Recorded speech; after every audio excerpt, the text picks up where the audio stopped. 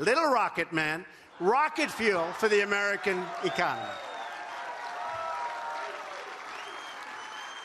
He is a sick puppy.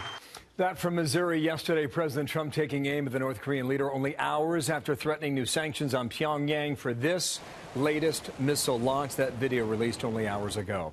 Admiral Robert Natters, retired U.S. Navy four-star admiral and a former 7th Fleet commander. And, sir, good morning to you from Jacksonville, Florida, and thank you for coming back.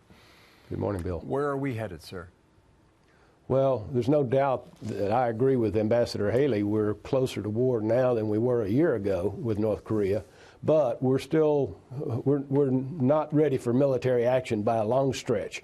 We have a responsibility as a nation to exhaust every means of trying to negotiate, work with China and others to put pressure on North Korea to stop this insanity. Do you get the sense, though, that we're bumping into a wall here?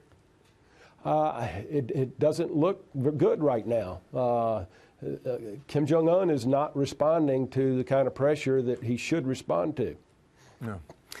Nikki Haley, you mentioned her late yesterday afternoon. Strong words of the UN, including the following, directed toward the Chinese.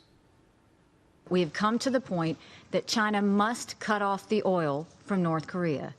That would be a pivotal step in the world's effort to stop this international pariah. China can do this on its own, or we can take the oil situation into our own hands. What do you think of that, sir? Well, I think that's the right solution. We've got to keep the money and the resources out of North Korea so that they can't continue to put it toward their military and their leadership. You can bet your bottom dollar it's not going to the people out in the countryside. Yeah. Why, if Beijing was willing to help, would there even be oil sales today? Well, why would this even be an issue now? Well, I think the second-order effects of doing it impact China directly, especially the Chinese who live along the border with North Korea.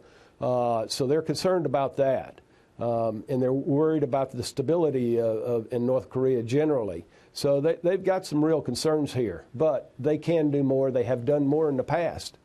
The President said this on Twitter. The Chinese envoy who just returned from North Korea, he writes, seems to have had no impact on Little Rocket Man. Hard to believe his people and the military put up with living in such horrible conditions. And he concludes, Russia and China condemn the launch. Are they working against us, do you think, sir? I don't think they're working against us, but I don't think that they're to the point where it's in their best interests to be as strong in this as we are being. And I think we need to share with them some of the ramifications of a war in North Korea and how it might impact Russia and especially China. You would think some of that had an impact already. The Hwasong 15 was the ICBM launch the other day, right? And the North Koreans bragged about its greatest ICBM. It traveled to an altitude, a height of 2,700 miles. It traveled just west of Japan for almost a distance of 600 miles. What does that tell you about their capability now, Admiral?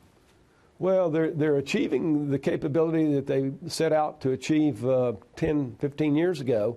And under Kim Jong-un, he's accelerated that effort. He's throwing everything he's got at the technology challenges. What worries me is when they do one of these test firings and it goes amok and lands in Japan or in the United States, we just can't stand for that because we don't know what's in that warhead, whether it's telemetry or whether it's a nuclear warhead. Mm-hmm. Why do you think he went quiet for almost 3 months? I think he may have been under some pressure from the Chinese, quite frankly. Mm-hmm. And I think he sat down with the envoy from China and decided that he wanted to go forward. Sir, thank you for your time, and we await possibly another test. Hopefully I'm wrong. Thank you, sir. Admiral Natter there out of Jacksonville. Thank you for your time. Thank you.